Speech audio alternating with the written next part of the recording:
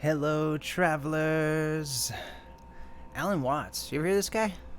I've been listening to this guy for like the past hour, and he's awesome. Alan Wilson Watts, born 1915, January 6th. Oh, he's a Capricorn like me. And he was an English writer, speaker, and self-styled philosophical entertainer, known for interpreting and popularizing Japanese, Chinese, and Indian traditions of Buddhist, Taoist, Tao Te Ching, and Hindu philosophy for a Western audience. For us, for America, for us. Born in England, he moved to the United States in 1938 and began Zen training in New York. That's what I need to do, begin my Zen training. He received a master's degree in theology from Seabury Western Theological Seminary and became an Episcopal priest in 1945. He became a priest. He left the ministry in 1950, only 5 years had taken him out, and moved to California, where he joined the faculty of the American Academy of Asian Studies. Wow, this guy wasn't messing around, he was jumping ships. Watts gained a following while working as a volunteer programmer at the KPFA radio. Welcome to KPFA 100, baby, in Berkeley. He wrote more than 25 books and articles on religion and philosophy, introducing the emerging hippie counterculture to the Way of Zen, 1957, one of the first best-selling books on Buddhism, and Psychotherapy, East and West, 1961. He argued that Buddhism could be thought of as a form of psychotherapy. Whoa. He considered Nature, Man, and Women, 1958, to be from a literary point of view, the best book I have ever written. Whoa. He also explored human consciousness and psychedelics in works such as The New Alchemy, 1958, and The Joyous Cosmology, 1962. This guy was busy. And cat lovers. He's a cat lover. That's why I knew I could trust him. After Watts' death, his lectures... When did he die? He died in 1973, November 16th. After Watts' death, his lectures found posthumous popularity through regular broadcasts on public radio, especially in California and New York, and more recently on the internet, on sites and apps such as YouTube and Spotify. Hey!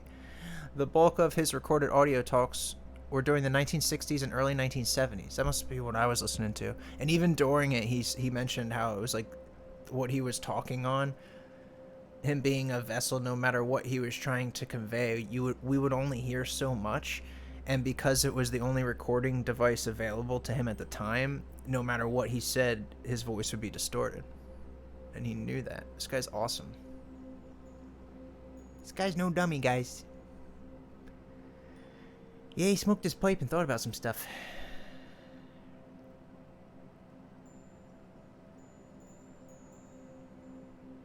Talks about all kinds of stuff. This guy was so busy. Man. Jesus. Watts was born to middle-class parents in the village of Chislehurst, Kent, now southeast London. Southeast London?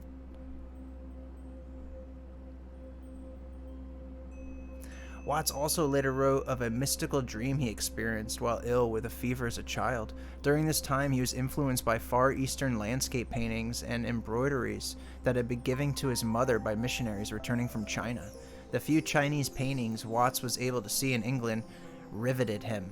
He didn't like it, and he wrote, I was aesthetically fascinated. Oh, he liked it. I was aesthetically fascinated with certain clarity, transparency, and spaciousness in Chinese and Japanese art. It seemed to float. These works of art emphasize the participatory relationship of people in nature, a theme that stood fast throughout his life and one that he often wrote about. See, for instance, his last chapter of The Way of Zen. Check that book out. Sounds pretty cool. He wrote a lot of books. Behold the Spirit, 1947. Tao, The Watercourse Way, 1975. Water on Rock, baby. Wow. Philosopher. This guy was Zen. It's crazy they have their signatures. Like, that's weird, right? It's gotta be fake. I wouldn't want my signature on the World Wide Web when I'm dead. Watts left formal Zen training in New York because the method of the teacher did not suit him. It's hard to learn from a teacher you don't respect or agree with. He was not ordained as a Zen monk, but he felt a need to find a vocational outlet for his philosophical inclinations. He's like, I need some type of outlet. I don't know if I should go play guitar in that jazz band. He entered Seabury Western Theological Seminary. That's when he went there. An Episcopal Anglican school in Evanston, Illinois. Jesus, that's a lot of syllables. Where he studied Christian scriptures, theology, and church history. He attempted to work out a blend of contemporary Christian worship, mystical Christianity, and Asian philosophy. Watts was awarded a master's degree in theology in response to his thesis, which he published as a popular edition under the title Behold the Spirit, a study in the necessity of mystical religion. This guy's a writer. He wrote some books. Check it out. This guy knew some stuff.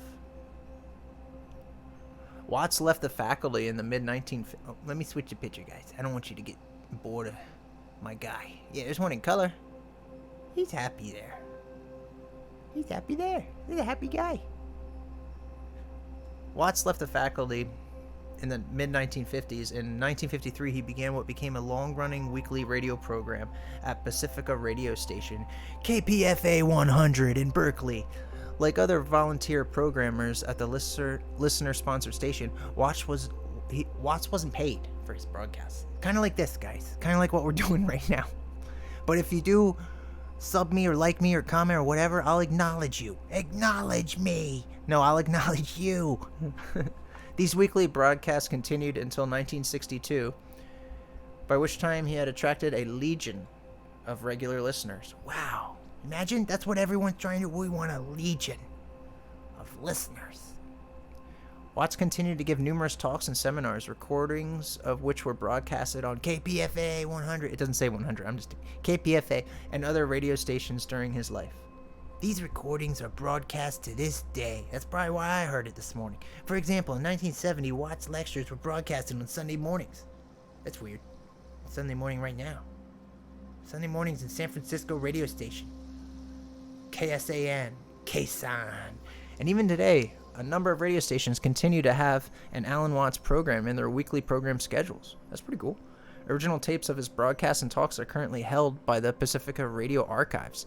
We got him down in the basement, based at KPFK in Los Angeles, and at the Electronic University Archive, founded by his son, Mark Watts. Cool, dude. It's like my son found that. Throw my son a bone. It goes a while, guys. This guy, he was not bored. Watts sometimes ate with his group of neighbors in Druid Heights near Mill Valley, California. What? He said, hey guys, let's go up to the summit and have some cheeseburgers, right? Yeah.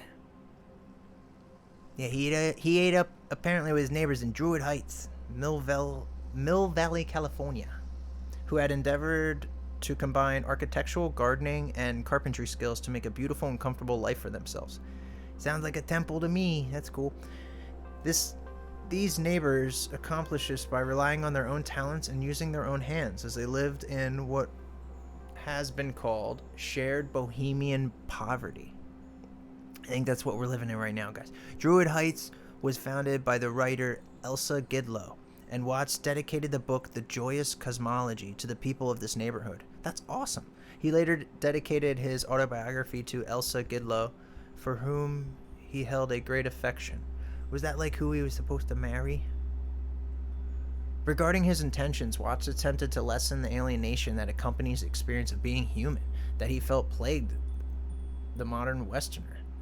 And like his fellow British expatriate and friend Aldous Huxley, to lessen the ill will that was an unintentional byproduct of alienation from the natural world. He felt such teaching could improve the world, at least to a degree. He also articulated the possibilities for greater incorporation of aesthetics. For example, better architecture, more art, more fine Susan in American life. Right? Tell that to McDonald's. In his autobiography, he wrote, "Cultural renewal comes about when highly differentiated cultures mix." In his last novel, Island, 1962, Huxley mentions the religious practice of Metuna. You guys might have to look this word up. Metuna, Maithuna, Metuna, for the spelling bee, as being something like that which Roman Catholics call coitus reservatus. Whoa, this is like going way back. That is Roman. A few years before, Watts had discussed the theme in his own book, Nature, Man, and Woman, in which he discusses the possibility of the practice being known to early Christians and of it being kept secretly by the church. Oh, they kept it a secret, all right, but not for long. In October 1973, Watts returned from a European lecture tour to his cabin in Druid Heights, California. Nice! He's still chilling at the Heights, so it sounds like they built a little paradise up there, right? That's cool. We'll stay on him. Let's go back to the main one. Right?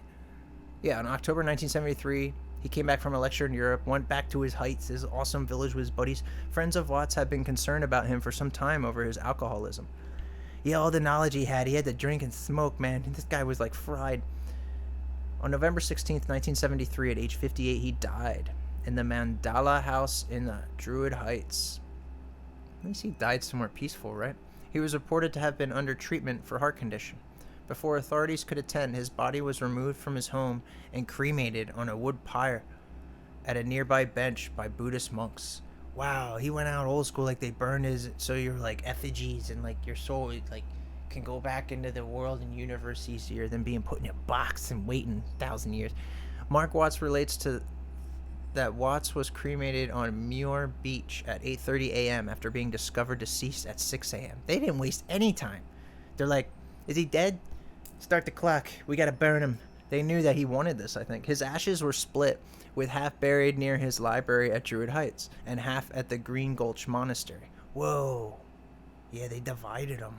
Whoa. His son, Mark Watts, investigated his death and found that his father had planned his own passing meticulously. That's what we're saying, man. This guy had a vision. He knew this. He's like, and when I go, you light the fire, baby, because I'm coming back around again. I'm Alan Watts. That's cool.